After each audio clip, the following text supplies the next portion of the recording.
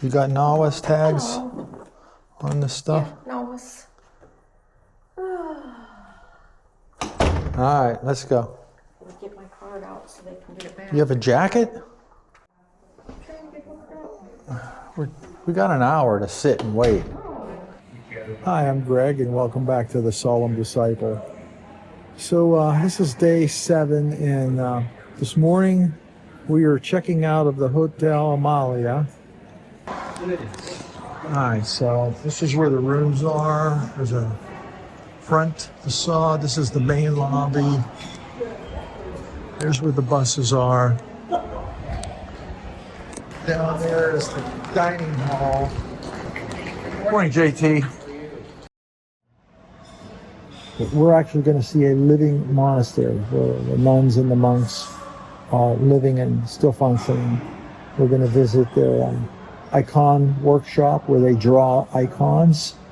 We're going to see a lot of that, little peek into that culture. They have a strict dress code. So the women have to wear dresses or these scarves they have to put over their garments to simulate a skirt. And it's just the way that the nuns and the monks honor God and respect that. But it is open to tourists and visitors and pilgrims, so that's where we're heading this morning. Just in the lobby of this fine hotel, and we are just kind of hanging out, waiting for them to load the luggage up into the buses, and then we're going to take off. Yeah, so we're just outside the Hotel Amalia, and today we are going to Meteora, which is the hanging monasteries. It's a living monastery that's going to be built into the cliffs, where the nuns and monks still live and still act and still work and still make icons. And this is going to be a very interesting one for me. This is going to be what I signed up for. This is being a pilgrim on pilgrimage. Not that there's anything wrong with being a tourist on vacation, but this one is going to be very interesting. They have a dress code for the women. The men have to be dressed kind of like the way I am. Long sleeves, long pants. I wear black naturally, so for me it's easy. But a lot of the women were concerned because they didn't have dresses, and they have to have over the knee dresses. So what they have is scarves that they'll either loan them or you can buy in their gift shop. And all they have to do is wrap it around. And what I found very interesting about that is what the guide said yesterday, that it's the monks and nuns' way of respecting God. And I like that. I really like that. So anyways, we're out here waiting for another 20 minutes or so. We're going to load and we're going to head to Meteora, so stay tuned.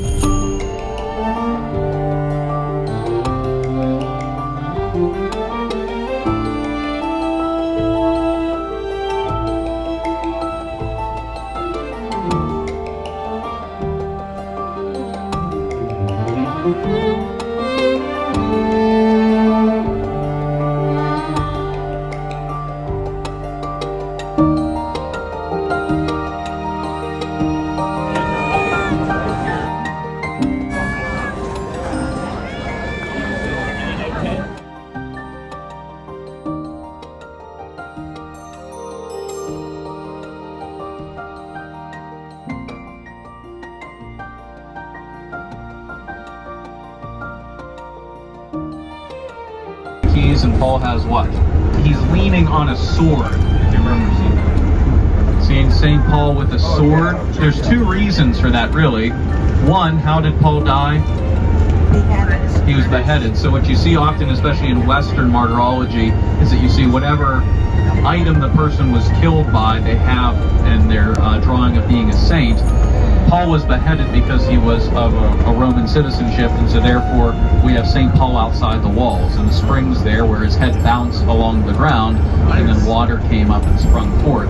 But second to that, Paul talks about in the letter to the Ephesians, as well as to the letter to the Hebrews, he mentions about the Word of God being a double-edged sword that cuts and discerns down to the spirit and the soul. And so whenever he's going through in that way, that soldier's asking him from Macedonia to come and help them in the dream, but not for temporal power and authority and so forth, so much as spiritual authority through battling with the Word. And so you see that is imaged in St. Paul.